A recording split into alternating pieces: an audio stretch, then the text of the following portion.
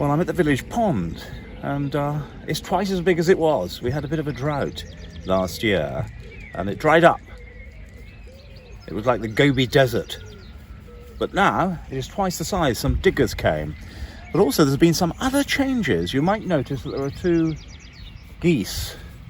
There used to be a solitary gander, and what happened was, somebody in their kindness provided a second geese as a companion. I was wandering along one day and I noticed this like dog crate, and I thought, what on earth is going on by the pond? And it was only afterwards, when I saw the day after, that there was another goose, that somebody had provided a partner for the gander. And I think they must be married, because they have sort of built a nest under one of the willow trees. And I think that's wonderful, because that poor goose for many years used to labour in this world, this vale of tears, all on its own, and you'd see it on the pond. And when the mallards used to go off to mate, the poor little goose was all left on its own. And in winter sometimes they would actually disappear altogether, the mallards, and throughout winter there was just this poor, solitary, lonely gander. So I'm absolutely thrilled that the gander is now sacramentally united with a mate, and may they both increase and prosper. Come with me now, because I need to go and get some eggs.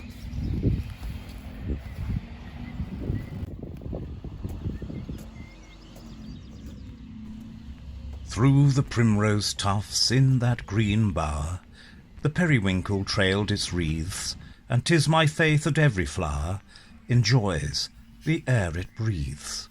The birds around me hopped and played, their thoughts I cannot measure, but the least motion which they made, it seemed a thrill of pleasure.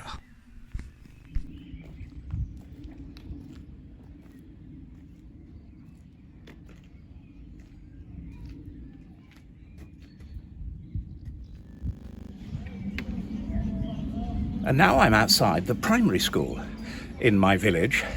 You can see it was erected on this stone here, August the 2nd, 1905. What an old school.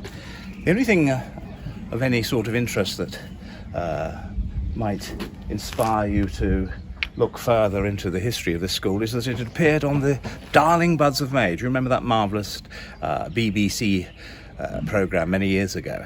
And it was called the Darling Buds of May, and there was two twins in the series that all the school shots, when the twins went to school, they used this particular location, this particular school. So that's interesting, isn't it? Right, the eggs are literally over there. Let's go and get some.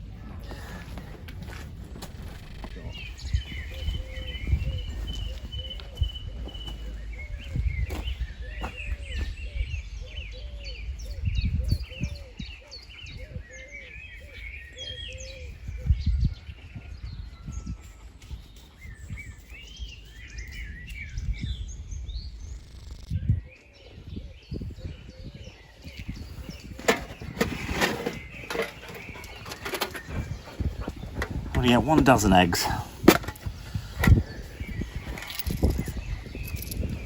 3 pounds. I call that good value. But I wouldn't call myself Mr. Perfect. But these are great eggs. Where would we be without life-giving eggs? I've got my game bag with me, which is perfect for this sort of thing. I've actually completely run out of eggs, so I'm mightily relieved for this wonderful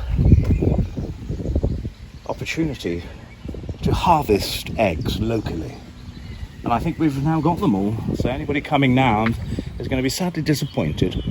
Right, I'm going to go home now and make a cup of tea.